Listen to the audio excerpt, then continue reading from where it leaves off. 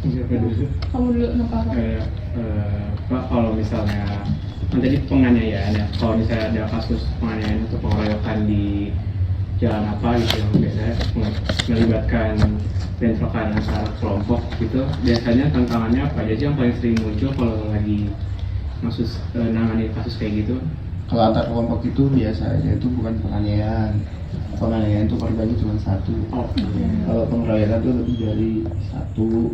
Intinya pelakunya itu lebih dari dua itu lah. Bisa dua atau lebih. Kalau tantangan yang kita hadapi di lapangan adalah fakta siapa yang melakukan, siapa berbuat apa gitu.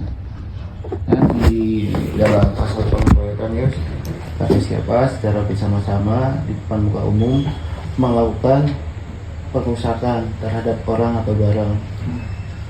Nah, di pasal 170 itu juga menjelaskan terkait pengerusakan terhadap barang dan orang gitu kan, melakukan kekerasan terhadap orang atau barang ya, sebelumnya.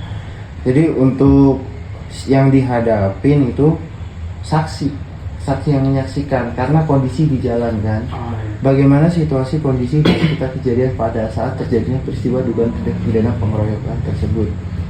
Nah, kondisi paling dari yang saksi yang ada itu atau korbannya ramai sehingga saya tidak tahu, terus keadaan chaos, nggak tahu nih siapa saja yang menyaksikan. Nah, dari situ penyidik punya metode nih buat menjawab gitu kan. Apakah ada CCTV di sekitar lokasi atau kita mencari saksi-saksi lain yang ada di sekitar lokasi gitu. Jadi kalau misalnya saksi udah diketahui saksinya siapa, atau misalnya yang ditanya tuh saksinya tuh sebagai temannya pelaku gitu, itu biasanya kan kalau yang kayak gitu saling jadi kayak ngebela gitu ya. Kalau itu biasanya gimana? Nah, kita kan apa ya, masalahnya kan di sini kan terkait dengan pidana ya. Yang harus diingat keterangan orang yang dilaporkan itu adalah nol gitu kan. Mau dia mengakui perbuatannya atau enggak, walaupun ada pembelaan dari pihak lain, saksinya nggak cuma satu gitu kan. Biasanya kalau di jalan tuh banyak CCTV kan, kayak TCS, Dishub gitu kan, itu kan cukup membantu gitu kan. Biasanya anak-anak muda sekarang ketika melakukan kekerasan terhadap orang itu iseng-iseng di videoin gitu kan. Iya, kayak kasus Mario Dandita. Nah, sehingga kita sebagai penyidik itu punya hak prerogatif untuk melakukan penggeledahan, surat perintah membuka password dan isi handphonenya itu. Dasarnya di penyitaan. Bisa dicari bukti video. Ya, videonya itu mah masih pilihan terakhir kan, tapi rata-rata ketika seorang diminta keterangan itu ya, apalagi orang-orang yang berada di jalan gitu ya. Tapi dia nggak bisa bohong gitu kan, menutupi kayak gimana gitu kan. Ya sebagai seorang penyidik kan nggak serta-merta mengiyakan apa yang ditanyakan gitu dari jawaban-jawaban orang yang ditanya itu. Pasti kan ada persesuaian dari keterangan saksi-saksi yang ada di lokasi gitu kan. Gitu. Soal itu waktu bulan kemarin tuh saya ada ke Pengadilan Negeri Bandung ya, sidang kasus pembunuhan di Jalan Cibiru daerah sana. Jadi ada saksi pas diminta keterangan tuh dia lebih berat condong ke pembunuhnya itu. Oh kan masalahnya ya, apalagi kasus pembunuhan, segala bentuk pembelaan apapun terhadap pelaku pembunuhan itu tidak serta-merta mengurangi hukumannya gitu kan, dan kualitas dari apa ya pemberkasan itu sendiri gitu kan, sudah jelas kok dia pelakunya. Untuk apa ya, sebagai catatan yang untuk pelaku pembunuhan adalah beritikad baik aja gitu kan, mengakui perbuatannya. Segala bentuk pembelaan itu ya hanya sebagai arsip aja gitu kan, selama 2 alat bukti cukup yang menyatakan dia adalah sebagai pelakunya. Kan metode forensik udah banyak gitu kan, yang belum bisa saya jelaskan. Terus ada lagi nggak? Terkait tadi yang CCTV, berarti Polrestabes Bandung tuh punya nggak sih data statistik gitu, kayak tempat buat mengidentifikasi tempat-tempat yang rawan banyak kejadian kayak gitu, apalagi kan tempat banyak anak muda gitu. Biasanya kayak Kalau yang kita ketahui bersama ya, namanya kota Bandung tuh random people kan ya. Nggak semuanya tempat itu tuh buat tempat nongkrong gitu kan. Musiman. Bahkan kalau kita lihat bersama ya, kita malam keluar gitu kan, Iya. setiap sudut tempat itu menyediakan tempat buat orang ngumpul, orang nongkrong, Iya. sampai yang nggak jualan pun di situ bisa jadi tempat nongkrong kan. Iya. Nah, makanya dari sinilah apa ya, seorang anggota kepolisian ya khususnya ya, bukan sebagai penyidik aja ya, Iya. itu melakukan patroli. Patroli.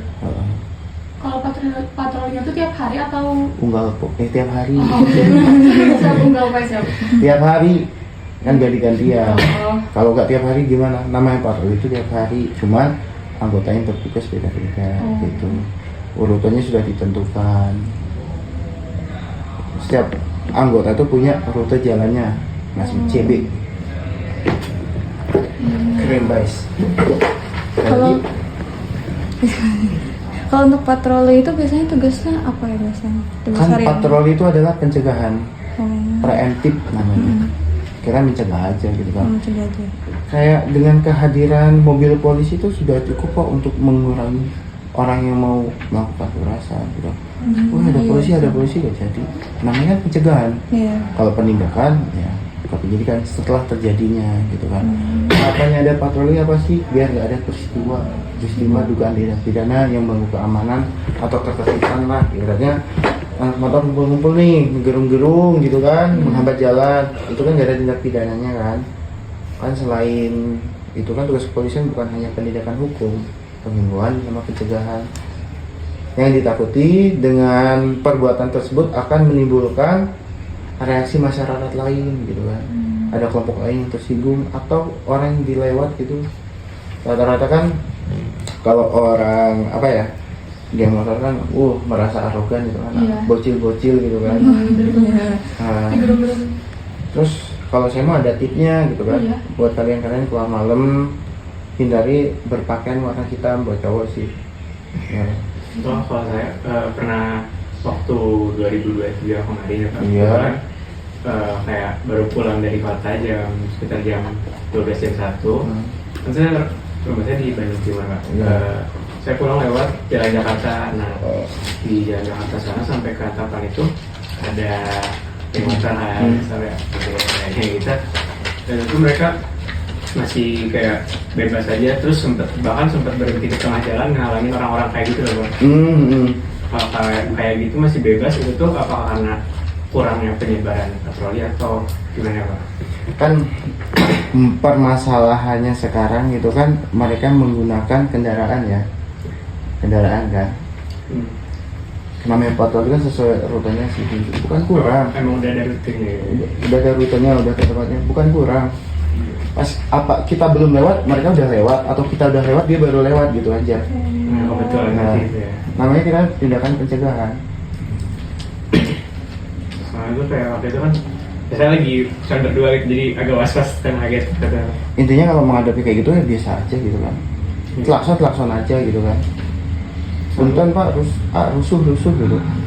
Sama kadang kan suka ada yang mabuk gitu ya, jadi suka nggak santai gitu aja Ya, kan. pokoknya lihat situasi lah gitu. Harus pintar-pintar lihat situasi gitu. Ada lagi? Kamu ada lagi namanya dulu? Kamu tinggal kamu dulu. Emang cuma gitu doang kayaknya? Enggak, Ya udah, dua aja. Sok ngapa? Tapi apa kalau misalkan itu pernah nggak menangani kasus tindak kayak pidana anak gitu loh yang di bawah umur atau korban kekerasan gitu? Anak di bawah umur Iya. laku kekerasan. Pernah? Pernah. Iya, Kalau itu kayak bukannya namanya ABH itu ya. Anak yang berhadapan hukum. Walaupun aslinya anak berhadapan dengan hukum gitu. Kalau kayak gitu cara penanganannya gimana Pak? Penanganannya kita pertama untuk minta keterangan didampingi orang tua, terus didampingi sama bapas. Tahu bapas ya? Bapas. Orang bapas. Oh ya. Bagian yang apa ya, anak-anak yang ada permasalahan, mau itu masalah sosial, masalah hukum gitu. Orang bapas yang ngawasin gitu. Didampingi gitu.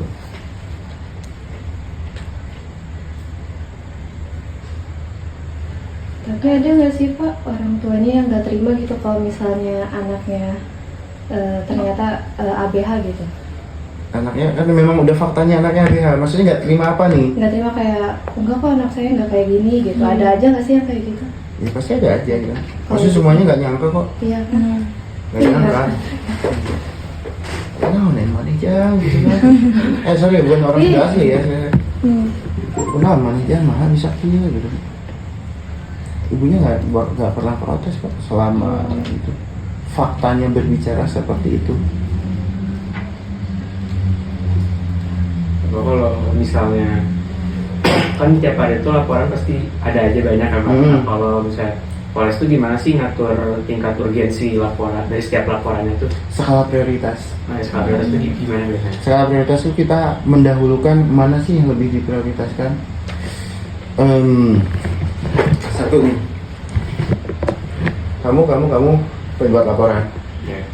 Ini anak korban pencabulan, ini ibu-ibu udah umur 60 korban penipuan. Terus ini kamu pengen laporin pencurian segala macam. Mana yang harus lebih didahulukan? Pencuri ya. Pencabulan. Pencabulan. Pencabulan. Kenapa? Karena itu skala prioritas gitu kan. Ini masih karena laporan ini masih bisa besoknya gitu kan. Ini juga masih bisa besok lagi gitu kan. Terus kenapa yang pencabulan itu harus disegerakan? Karena kan nanti kita ngambil visum objin.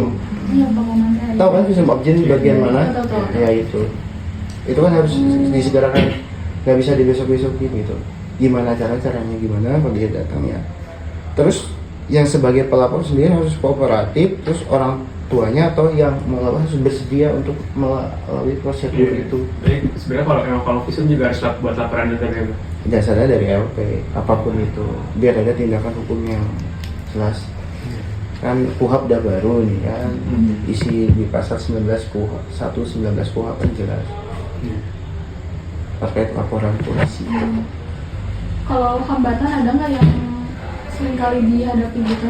Hambatan ya rata-rata hambatan gitu kan, kita udah undang mereka tidak datang, pindah rumah, lokasinya nggak diketahui, itu kan hambatan.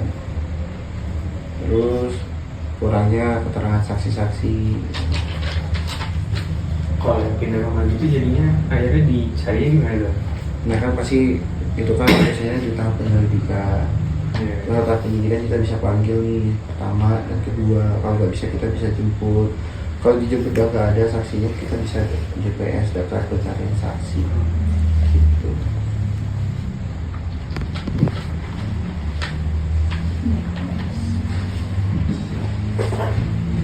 Saya mau tanya tentang tangkap tangan dong.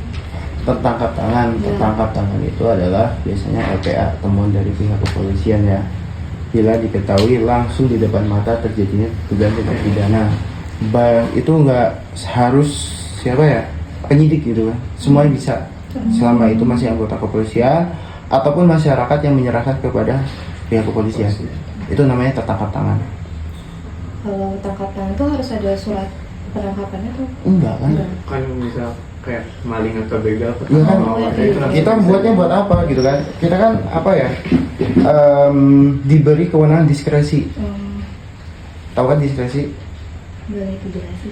Diskresi itu adalah kewenangan pihak kepolisian untuk menentukan keputusannya sendiri terkait apa ya, intinya untuk kepentingan umum dan masyarakat itu kan, atas penilaiannya diri sendiri. Kita tuh bisa buat keputusan sendiri. Masa nunggu perintah kan kelamaan gitu kan, nunggu buat surat kan beri surat dulu keburu kabur kan. Iya. Itu nggak perlu, namanya tertangkap tangan kan. Iya. Kalau udah jelas di depan mata lah, ibaratnya masyarakat nih ya, masyarakat nemuin di lingkungannya ada nih lah pokoknya peristiwa tindak pidana apa gitu kan, yang diklaim apakah mereka nunggu perintah Pak RT RW untuk melakukan tindakan? Ya, langsung kan. Iya. Ada lagi? Ada lagi nggak? Kalau misalnya gimana sih caranya Polres memastikan tindakan setiap anggota itu tetap sesuai prosedur dan bisa dipertanggungjawabkan? Kan ada sprint, Ada apa? ada surat perintah. Kalau kadang kan ada aja pas kayak saya di luar prosedur apa bukan apa? Emang menurut pandangan kalian di luar prosedur itu seperti apa sih? Biar kita enak nih ngobrolnya arahnya. Gimana Bang? Terus menurut kalian prosedur yang benar itu seperti apa? Ini kedepannya nanti sebelum menanyakan tuh harus tahu nih poin-poin yang akan ditanyakan gitu, harus mendalami gitu kan. Apa itu prosedur, apa itu yang di luar prosedur gitu. Makanya saya jawab kan ada surat perintah. Nama surat perintah bersifat mendesak dan memaksa. Ada lagi? Kalau saya kalau tadi saya nanya hambatan, kalau ada nggak yang kasus yang paling sulit gitu diselesaikan dari perspektif penyidik? Dari perspektif penyidik, Iya. ya pasti kurangnya alat bukti itu. Kurang lebih. Iya. Selain kurangnya alat bukti ada lagi nggak? Ya pasti dari situ untuk alat bukti gitu. Alat bukti yang paling utama. Iya paling utama kan alat bukti. Alat bukti itu saksi, ahli, dokumen, surat segala macam itu. Kalau nggak ada itu kita bisa apa coba?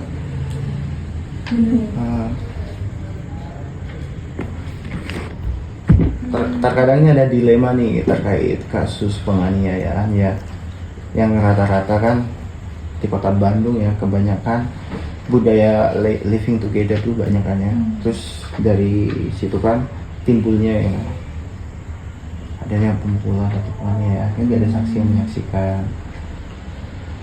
Untuk penyelesaiannya apa ya, untuk kasusnya itu cukup orang yang ketika setelah kejadian menyaksikan adanya luka gitu. Gitu. Terus membenarkan adanya hubungan antara pihak ini pihak itu, kayak KDRT lah. Ya KDRT siapa sih yang lihat gitu kan? Nggak ada kan suami istri berantem di tengah jalan depan rumah. Ada lagi bapak-bapak ibu-ibu ya. Tadi yang terkait KDRT, Ya, itu kan masuknya ke pengaduan ya? delik aduan, delik aduan. namanya delik aduan. Yang menjadi korban lah yang bisa melaporkan. Kalau orang tuanya atau yang menyaksikan, Orang tua. ya misalnya orang tuanya tidak sengaja melihat anaknya di Nah, pukul. ada nih KDRT kan ada yang apa hubungan suami istri nih ya. Itu biasanya ya entah itu kan bisa istri jadi korban, suami jadi korban kan. Ya itu yang bisa melakukan. Ini ada lagi nih kasus KDRT yang sampai menghilangkan nyawa. Oh, kalau ada pihak keluarga tidak berkenan membuat laporan, bisa terbit laporan A. Karena KDRT itu enggak apa ya? Di situ kan ada pasal lain yang bisa dipersangkakan. Bisa kalau dilakukan oleh satu orang bisa 351 ayat 3 penganiayaan menyebabkan kematian. Terus 170 juga bisa menyebabkan kematian. 338 yang pembunuhan juga bisa gitu, makanya bisa LPA. Tapi dasarnya sehingga terjadi perbuatan itu kan ada ikatan keluarga. Namanya KDRT itu ada ikatan keluarga gitu. Masih terkait KDRT, kalau misalkan tadi yang living together Itu 351 ya. Iya, ceweknya di KDRT-in tapi mereka Bukan KDRT, itu penganiayaan ya. Itu penganiayaan maksudnya. Syarat KDRT itu hubungan keluarga gitu. Oh, ya. Tapi kalau misalkan kayak gitu bisa diproses juga. Kan pasalnya beda kan? Iya. Penganiayaan. Itu penganiayaan. Itu maksudnya penganiayaan. Itu gak nikah kok. Iya. Ya, di Indonesia bisa buktikan adanya pernikahan ada apa? Ada surat nikah. Iya, ada bukti nikah itu kan. KTP alamatnya sama, ada satu kakak. Saya ada nggak sih program pencegahan kejahatan khususnya bagi anak muda? Kan Binmas tuh selalu sosialisasi kan ke sekolah-sekolah. Iya. Kasih tahu nih akibatnya kalau kamu berbuat apa akibatnya kayak gitu. Ada Baik. program. Saya balik lagi ke yang KDRT tadi. Kalau yang living together itu berarti siapa aja tuh bisa melaporkan ke asal? Bisa. Enggak, beda living together itu penganiayaan. Maksudnya penganiayaan tadi itu? Iya bisa aja kalau sampai apa ya adiknya nih ya buat laporan dia bisa, orang lain juga bisa. Sebenarnya sampai orang tersebut yang menjadi korban itu tidak bisa buat laporan. gitu. Karena alasan kesehatan banyak gitu tuh ribut-ribut aja di lapangan nggak bisa. Ada lagi kamu belum nanya dong. Apalagi Aku belum nangkep yang tadi. Jadi orang tua nggak bisa mengadukan. kan terkait hubungan suami istri ya, itu kan Oke. konotasinya udah beda suami istri kan, urusan rumah tangga orang.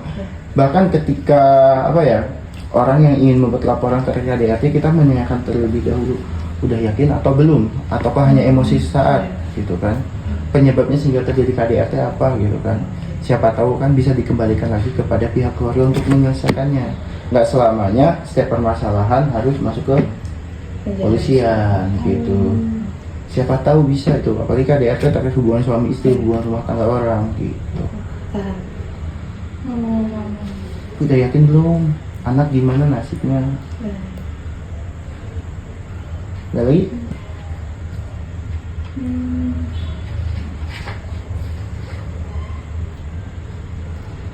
mau geser sedikit ke kasus pencabulan. Pencabulan? Iya. Sok, boleh. Itu kan kalau pencabulan tuh katanya susah untuk dibuktikan Kata siapa? karena nggak ada bukti yang kuat banget gitu. Pencabulan apa nih? Perbuatannya apa nih? Misalnya kayak kalau verbal Verbal. bisa. Ya, mungkin cuma disentuh aja iya. gitu, jadi nggak ada Sentuh. bukti. Dari Oh, dari kayak omongan. calling, Oh, iya, atau- ada. Kata-kata. Kalau kata-kata itu belum ada, setahu saya itu terkait hukum itu di Indonesia itu belum ada. Waktu itu pernah orang Singapura laporan kan, dia menganggap apa ya, di shoot gitu kan, diikutin orang lain segala macam tuh. Di Singapura mungkin itu ada pidananya, kalau di Indonesia itu belum ada. Mengingat jumlah penduduk Indonesia kan banyak gitu kan ya. Ya kan dia merasa diikutin padahal dia pengen lewat doang gitu kan. Nah itulah permasalahan, apa budaya Indonesia tuh beda sama yang lain-lain gitu. Kecuali di situ ya maksudnya diraba atau segala macam gitu kan. Biasanya kalau anak gitu kan ya pasti cerita gitu, kepada siapa dia cerita itu yang menjadi saksi. Tuh. Berarti kok kalau misalnya yang kayak pelecehan secara verbalnya itu dilakukan di internet, misalnya di chat atau yang kayak misalnya di Twitter, Instagram kayak gitu, dia itu masih bisa atau gimana tuh? Terkait ajakan kayak gitu ya, kalau selama itu masih anak itu masih bisa dilaporkan. Kalau orang dewasa kan dianggapnya kan dia bisa memilah gitu kan, belum bisa. Siapa tahu di KUHP baru dirilis di terkait kayak gitu. Kan kebanyakan orang apa ya, tahu nggak pasal 335 terkait perbuatan tidak menyenangkan? Rata-rata orang buat laporan di situ kan.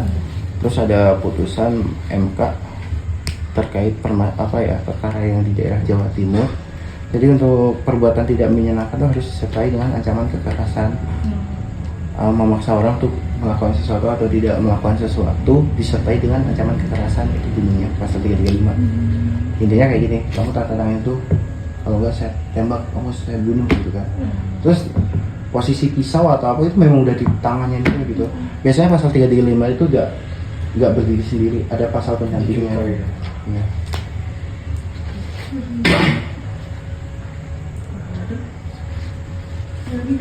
Udah, sama kok pertanyaannya. Tadi paling kayak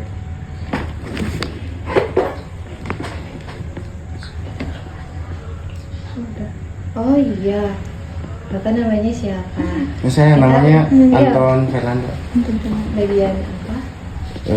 penyidik. Penyidik. Iya. Ngomongin penyidik, untuk menyidik suatu kasus, ada nggak sih sarana prasarana yang dikasih gitu dari kantor atau pegangan tetapnya buat para penyidik? Kan kita ada KUHP sama KUHAP. Oh bukan kayak fisiknya atau bawa pistol atau barbel atau apa? Borgol, pistol, Enggak. itu kan bukan buat penyidikan, buat penindakan. Oh, salah nih ternyata persepsinya gitu. Salah nih arah pertanyaannya. Kan nggak selamanya kan, polisi juga nggak banyak kok yang kasih pistol. Oh, oke. Tuh. Apalagi Ada nggak sih pesan atau hal penting yang harus masyarakat pahami biar proses pelaporan atau penyidikan itu berjalan dengan lancar? Rata-rata tuh masyarakat tuh pengen instan ya. Edukasi hukum tuh penting kan. Pengen instan. Kenapa laporannya lama sekali gitu kan. Sedangkan untuk pembuktiannya kita kan harus benar-benar matang kan. Jangan sampai kita kan apa ya, prinsip kita tuh lebih baik mengeluarkan 1000 orang bersalah daripada memasukkan satu orang yang tidak bersalah. Makanya perhitungannya tuh benar-benar itu untuk menentukan status seseorang, karena ini kan status seseorang gitu ya. Terus prosesnya kan ada penyidikan, penetapan tersangka. Terus kita harus melakukan gelar perkara. Ketika ditemukan 2 alat bukti, terus kita bisa menetapkan tersangka, itu harus digelarkan juga. Kalau 2 alat bukti itu memang benar mutlak gitu.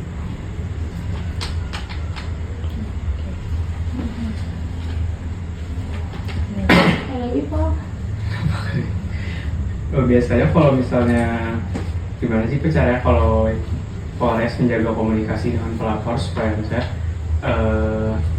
proses penindakan itu tetap aman dan komunikasi kan penting kan ya. Bisa kalau secara prosedur kita berkirim surat oleh SP2HP, surat pemberitahuan hasil penelitian, surat pemberitahuan hasil penyidikan, surat pemberitahuan hasil penyidikan, SPHP.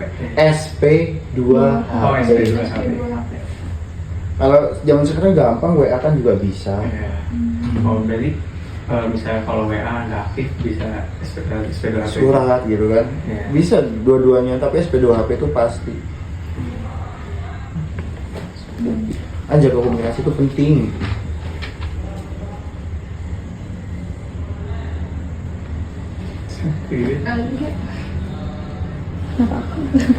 Mumpung Palu gak ada, apa yang lu mau gua ada gitu. Tadi struktur organisasi di Polrestabes Bandung dan perbedaan fungsi setiap unitnya. Ini bagian apa nih, struktur organisasi? Berarti kan mencakup keseluruhannya kan? Ya. Di sini ada apa? Kabak saksi. Kasat, kepala bagian sesi dan sesi. Beda-beda kalau fungsinya kan. Iya. Gini aja deh. Di sini tuh ada staf sama pelayanan umum. Staf tuh ya ngurusin internal kantor, kalau pelayanan umum tuh yang berhadapan langsung dengan masyarakat. Yang diketahui banyak masyarakat ada lalu lintas, intel, sama reskrim. Itu kan? Iya. Ya itu pelayanan umum. Yang lain-lainnya staf-staf gitu kan. Itu masuknya ya buat internal, bukan pelayanan umum.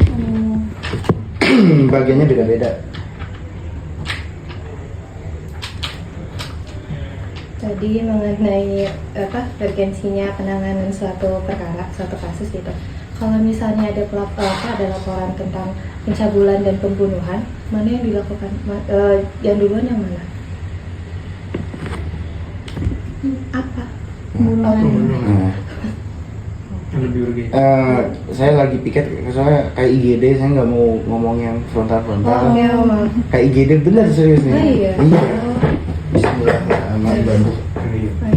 Ada lagi? Apa udah? Biasanya sih udah cukup banyak. Cukup ya? Cukup. Ya mumpung di sini hari Minggu ya. Berarti Ya, lagi ada tugas tuh Pak? Lagi ada tugas atau apa? Jadi kesannya tetap apa mengganggu? Namanya kan saya kerja di pelayanan umum. Apapun itu kan saya beresin ya. Pertanyaan kalian saya beresin. Ada lagi enggak? Mumpung ada waktu. Kan nggak bisa di schedule kayak gini. Kira-kira Bapak udah berapa lama Pak jadi bagian penyidik? Jadi penyidik ya? Iya. Terhitung di tahun awal 2023. 2023. Iya. Oh sebelumnya pernah menjadi bagian apa gitu sebelum jadi? Dulu saya di TIK. Terus sebelumnya lagi saya di Damas. Berarti masuk polisi itu udah lama ya? Dari tahun 2020. 2020. Lama kan? Iya. Kalian nomor berapa tuh 2020? Oh, maksudnya sampai Masa sampai 15. udah tua ya. Jangan ke situ, makanya buat bicaranya jangan ke situ. Tapi nggak kelihatan kok, Pak. Ya. Jangan gitu.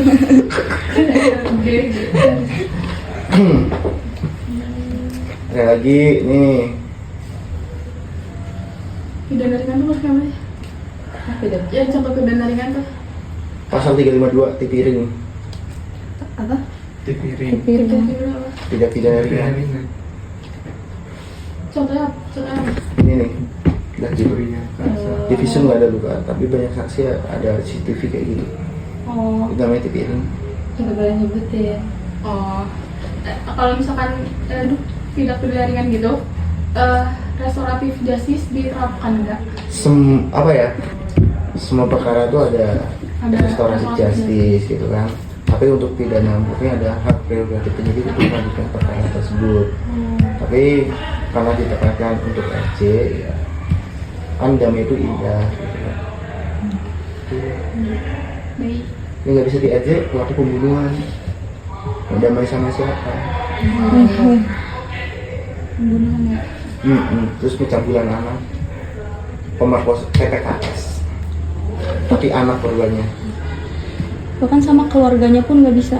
Sama misalnya keluarga pembunuhan gitu, yang korbannya misalnya keluarga korban tuh udah kayak ya udah terima kayak gitu anaknya. Iya, ya, Gitu boleh kan? aja kalian damai gitu kan. Pasti sama polisi dilanjutin. Oh, tapi tetap lanjut. Iya lah.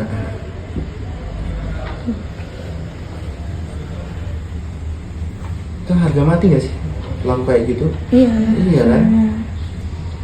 Cuman kan ada beberapa keluarga yang kayak ikhlasnya ikhlas banget kayak gitu Iya, ya kayak. banyak kok. Iya. Saya kan nanganin yang keluarganya nggak mau laporan kan. Oh iya. Yang bunuh adiknya sendiri. Karena katanya adiknya buat onak, ya ada yang buat laporan ke keluarga. Iya. Polisi yang buat laporan. Orang udah jelas itu ada tindak pidana kok. Iya. Kok dibiarin? Kan nggak bisa gitu. Kalau misalkan kasus pembulian, terus si yang dibulinya tuh sampai bunuh diri gitu. Bunuh diri. Berarti kita kan mencari dua alat bukti kan? Apa penyebabnya sehingga yang gitu? Mungkin dari chat WA gitu biasanya kayak. Satu WA. Iya, Jadi kayak gini. Itu kan penyebab ya. iya, Subjeknya kan, bukan objeknya kan. iya. Itu belum bisa gitu. Belum bisa. Bullying. Belum. Nah, kalau bullyingnya itu sampai dia terkena mental, stres, gila kayak gitu kan, pasti kan pembuktiannya ke psikologis sama psikiater. Gitu perbedaannya. Kalau bunuh diri kan kita susah tuh pembuktiannya kan. Yang jadi korban tuh apa sih sampai aku kayak gini kan udah gak bisa ditanya. Karena apalagi apa karena tekanan dari ceweknya kan, pengen nikah mewah, padahal ceweknya tiap hari makan kangkung, bayam kayak gitu Iya, kan. iya, Apa kan yang di situ? Iya. iya. Level? Iya. Susah berarti kalau misalkan bully-bully gitu. Tergantung dari keadaan korbannya tuh kayak gimana. Apakah dia menggantung ataukah dia stres gitu. Kalau misalnya yang stres, caranya berarti di Pihak keluarga buat laporan gitu kan, terus manggil ke psikiater gitu kan. Pasti penentuan siapa sih yang melakukannya gitu kan. Pembuktian siapa yang melakukannya. Oh, enggak kok, enggak. Pasti kan itu kan tentang waktunya nggak cuma 1 hari 2 hari. Iya. Berlangsung cukup lama. Iya. Berarti bisa kalau misalkan kayak misal aku dibully, terus aku tuh stres gitu, terus aku kayak dia nggak boleh aku bener, tapi dia kan nggak ngaku, enggak gitu, itu Ya, gimana? Kak, ada saksi lainnya yang menyaksikan. Saksi lain. Tapi saksi lain ini juga ngebela ini biar ngelindungin. Kan 2 alat bukti, minimal ada 2 alat bukti. Selama nggak itu kan nggak ada tindak pidana gitu kan. Kurang dari satu kan asasnya kayak Kita kan polisi kan berdasarkan fakta-fakta aja kan. Apalagi di Indonesia menerapkan hukum positif. Iya. Yang melaporkan harus bisa membuktikan. saya mau nanya lagi kembali tadi yang SP2HP itu. Kapan sih Polres menentukan kalau udah saatnya waktunya untuk memberikan surat ke pelapor? Nah, namanya SP2HP itu tidak bisa ditentukan oleh waktu. Terkadang, udah SP2HP, saya mau lagi minta keterangan ini saksi ini saya cuma tanggung nanti kalau itu SP2HP. Tapi ketika itu cuma ini, gitu kan ya, kemarin cuma aja. Padahal kita dalam waktu dekat ini mau melakukan apa ya, upaya-upaya hukum yang lainnya gitu. Itu kan itu namanya produk hukum itu nggak bisa ditentukan oleh waktu. Tapi Memang secara teorinya kan seperti itu, tapi secara fakta di lapangan tuh berbeda. Makanya selama kalian belum pernah terjun di lapangan, kalian menganggap kenapa lama? Oh iya benar juga sih. kalau misalnya kayak gitu ada syarat tertentu yang minimal harus sudah terpenuhi baru dikirim SPDP itu. Enggak, tergantung dari penilaian penyidik kan bisa dikomunikasi melalui telepon itu. SP2LP itu pasti ada, tapi lebih sering komunikasi lewat telepon kalau komunikasi halus gitu.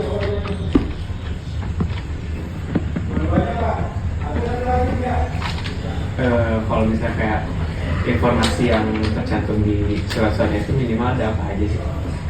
Ya perkembangan kita, kalau ada hambatan sama rencana tindak lanjutnya apa? Oh, 3 itu berarti ya. Iya kan. Pokok kasusnya apa sih yang dipersangkakan?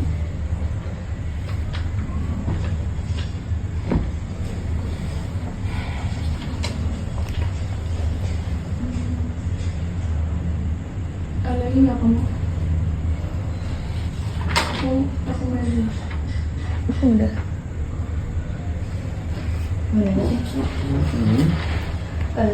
Selama menyelidiki kasus gitu, maksudnya ada nggak sih yang si prosesnya tuh cepet banget gitu? Cepet ada. Apa? Pembunuhan itu kan serba betul. Nggak kedengeran.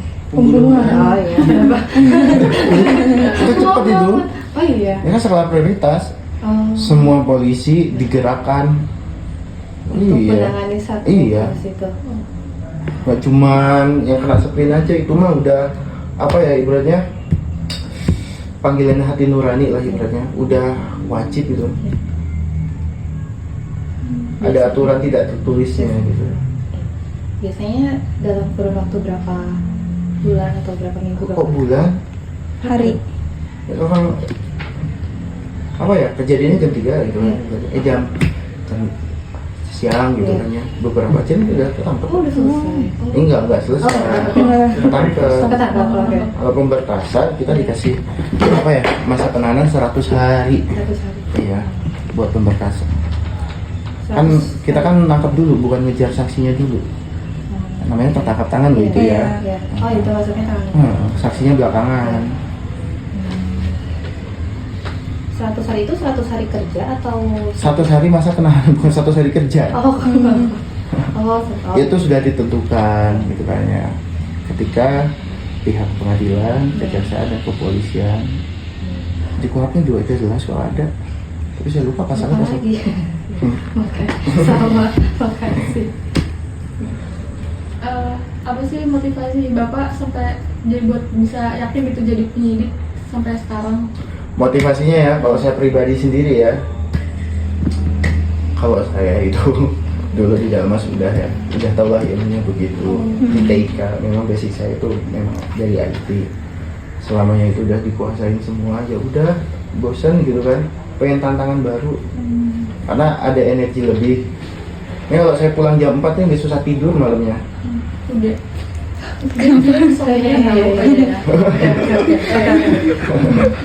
Makanya mikir yang keras gitu kan. Makanya suka mikir saya itu. 3 hari gak mikir pusing anak gitu. Tergantung orangnya sih. Kayak kan apa ya, banyak membantu orang lah gitu kan. Walaupun terkadang udah dibantu masih bisa lagi. Biasanya disalahin gara-gara apa? Hah? Disalahin gara-gara apa? Nah, iya. Selalu itu ya kayak Ibaratnya dia namanya dia laporan penipuan atau penggelapan gitu. Terus kita ada pelaku pembunuhan gitu kan. Kalau orang ngerti apa, tapi dijelasin sih. Dua gitu kan. Ya kemarin ya, bang, kenapa lama ini? Kamu tahu yang viral kemarin? Ini sama saya. Oh ya udah bang gitu. Beresin itu dulu. Itu kan skala prioritas. Banyak kok yang paham. Yang penting cara kita menjelaskannya aja sih. Saya tak nyerenteng, orang nyerenteng. Pas saya tuh. Ada lagi? Ada lagi Pak? Nggak ada. Udah sudah aku dulu. Nanti ada yang pengen jadi pengacara? Apa kerja di bank? Katanya kamu mau. Mau tuh. Takut ditanya. Ini kampung kan. Mau nah. Kita mah santai tuh. Iya. Memang posisi yang santai mah ya penyidik gitu kan. Ngomong bebas gitu kan. Tapi ya tata krama sana. Iya. Mau tahu tuh ya mau itu mesti. Kalau misalnya saya mau jadi pengacara, emang kenapa? Ada tips-tipsnya atau gimana gitu? Ada tip-tipnya. Ya. Pertama kalian harus tahu apa sih pasal yang dipersangkakan, cara menangani kayak gimana. Kalian dapat klien nih, unsur pasalnya terpenuhi atau enggak gitu kan. Selama nggak terpenuhi kalian ya nanti kalian bisa kakmat, kasihan gitu kan. Terus nama itu kan itu orang ngeyel-ngeyel tapi nggak tahu ilmunya ini dikasih tahu susah. Kasih tahu tuh seniornya gitu kan. Bisa sok gitu.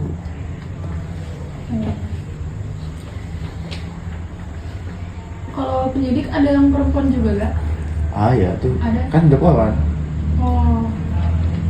Kalau yang polwan juga sama nggak sih kalau misal pas apa ya?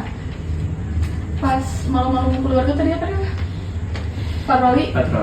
Itu dia ada tempat foto gitu gak? Yang Bukan. dibedain antara perempuan sama laki-laki? Kan perempuan tuh ada sisi manusiawi kan. Perempuan nggak dipiketin sampai malam. Oh iya. Ya iyalah. Satu sisi dia apa ya? Fisiknya tuh beda loh perempuan tuh. Ini kuat ngangkat satu karung beras kan belum tentu kuat. Iya. Iya. Begadang laki-laki udah terjamin kuat lah dari itu. Nggak disuruh juga udah inisiatif lah. Kamu udah beres kan? Udah beres rekamnya kan? Ngobrol santai juga apa-apa. Enggak, soalnya saya suka lihat di TV gitu. Itu ibaratnya kan ada Iya, tuh. 8 malam itu. Itu kan jam berapa? Nggak mungkin kan sampai subuh. Oh iya, Semua sebenarnya. syuting jam berapa baru ditanya gimana? Nggak mungkin on duty langsung. Piket juga paling kenceng ya jam 8 malam gitu kan. Kadang ya masih ya fisik itulah. Kadang udah berkeluarga, ngurus anak. Siapa yang menjaga? Oh salahnya dibawa ke sini. Iya sih. Kalau misalnya menjadi kasus yang perasaan gitu melibatkan yang saya si pelakunya ini tuh punya keluarga yang saya punya jabatan di mana, saya pejabat atau Nah, istimewanya kekerasan itu udah nggak pandang bulu gitu kan. Nah, ya paling untuk penyelesaiannya ya itu minta maaf biar damai. menerima si pelakunya ada kemauan mau minta maaf. Selama nggak ada itu ya tinggal nunggu waktu aja dibalik besinya kapan. Itu loh pidana murni itu. Kan ada yang kayak langganan yang kayak itu kira nggak mau kayak kalau om aing jenderal kayak gitu. Oh iya. Nggak ngaruh. Gitu. Yang tahu hukum pasti tahu kok.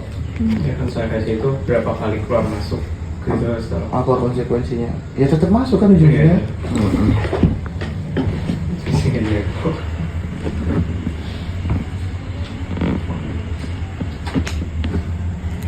Bisa ditanyain kan? Udah cukup. Cukup. Cukup. Cukup sih. Nah kalau untuk terpenuhi unsur penipuan kayak gimana? Adanya kerugian dari yang melapor. Kamu kan gini, nanti aku pinjam uang kamu gitu Ya. kan. Nanti aku kembaliin. Oh. Nah, itu kan kerugian juga kan? Jadi nih perjanjian. Perjanjian. Itu kan salah satu ya. Bukan, itu tuh masih di bawahnya lagi itu perjanjian itu. Apa? Buat terpenuhi unsur penipuan. Adanya kesadaran. Saya Kamu bukan bukan apa ya? bujuk rayu, tipu muslihat, rangkaian kata bohong, menggunakan martabat palsu. Oh iya, pernah baca. Ada bla. Terus menurut kalian penggelapan itu apa sih?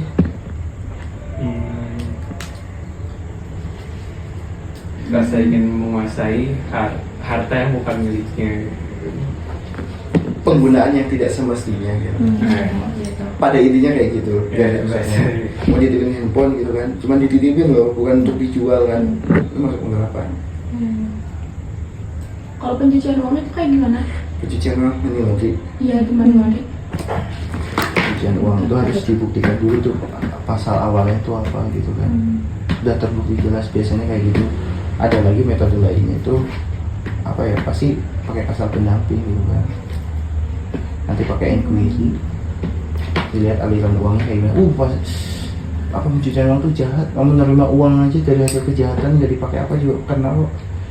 Di pasal 5 Undang-Undang TPPU kan, kalau pelaku utama pasal 3, pasal 3, pasal 4 tuh yang mengolah, yang membantu segala macam gitu.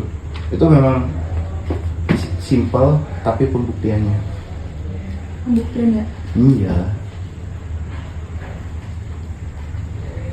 Kalau misalkan hasil apa ya, hasil korupsi gitu, misal tapi nggak jadi Udah nggak jadi kan. Yang mau Dua aja mah. ada lagi nggak? Terus kalau money laundry itu berarti uangnya tuh dipindah-pindahin gitu. Ya intinya money laundry itu uang haram jadi halal gitu. Contoh halalnya ke apa? Ya kan di itu kayak nih ya, kamu habis gelapin uang ya Iya. 50M. Kalau uang itu masih ngidup di kamu kan, Iya. itu udah jelas kan. Haram. Nah, terus sama kamu tuh dibeliin aset segala macam, dibeliin aset atau dipindah tangankan ke orang lain, Tapi kalau disumbangkan ke panti, disambangin ke panti, habis itu dirembes lagi gitu. Masih bisa, juga nggak ada celah TPPU tuh. Dan apalagi masukin deposito, apalagi terus masukin apa namanya, kayak yang sekarang itu kripto, ketahuan juga. Iyalah, Ada transaksi juga, tuh nggak ada celah bu buat TPPU. Yang paling bener apa coba? Nggak ngelakuin. Karena kan juga kesempatan juga jauh banget kan ya. Iya. Mau jahatin orang bisa sampai dapat uang 50 kan susah. Ini kesempatan juga jauh kok. Kayak gitu transparansi, kayak bisa gampangnya bisa dilihat dari penarikan uang atau transfer uang itu Kan ada PPATK. ya.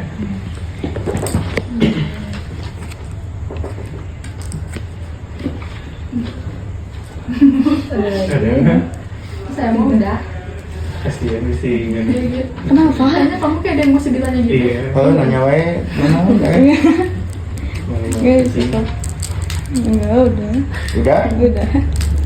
Kamu pikir tadi Pak, ada lagi mau tanyain, udah beres kan? Udah mau pulang gitu kan? Iya. Pohon, zamannya ini. Oh ya, ada lagi. Gila, udah gitu. Udah? Iya sih, udah. Ya udah. Ntar dulu deh, saya ada itu apa ya?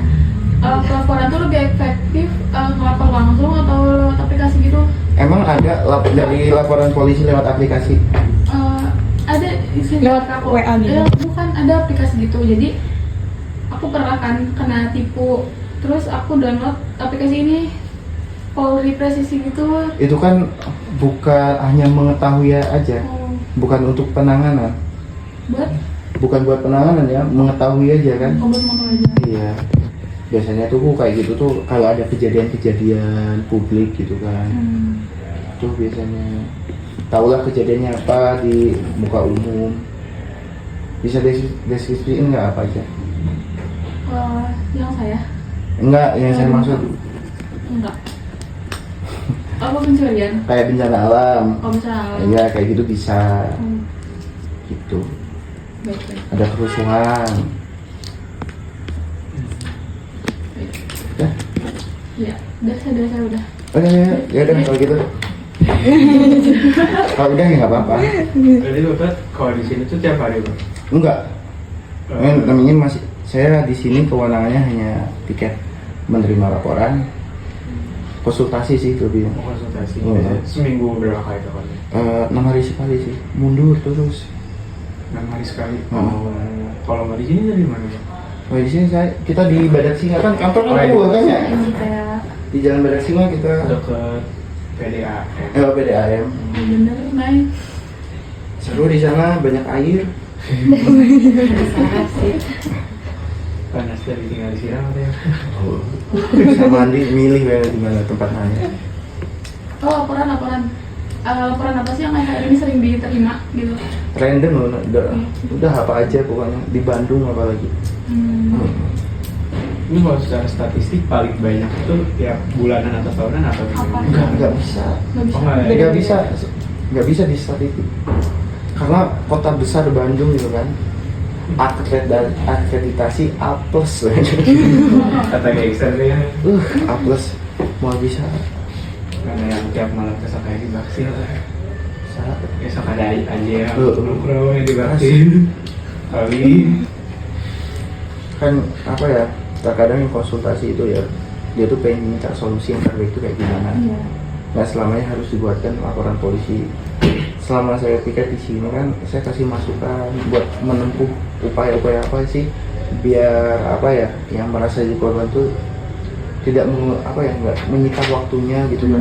Terus uangnya juga kan Iya. buat kesana kesini ngurusin gitu. Bener-bener. Dikasih tahu ini loh kejadian kayak gini caranya gini tuh. Udah. Udah ya, Udah. oke. Yakin nggak? Yakin lo udah. Mumpung ketemu Palu Gada. Mumpung masih di sini. Udah, mau udah. Udah.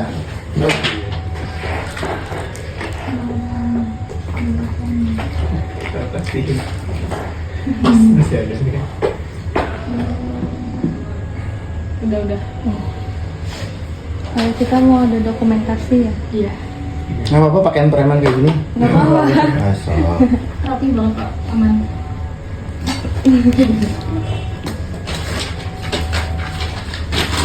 Selamat tuh pokoknya. Laparan harus Oh ya udah Nggak salah. pengen juga apa? Oh ya. Tadi kita mau foto langsung berempat gitu. Satu-satu habis berempat. Satu-satu habis itu berempat. Oh foto sama saya satu-satu gitu. Iya, soalnya emang tugasnya mandiri sih, Oh. saya bukan kelompok. Kan tugas kelompok kan.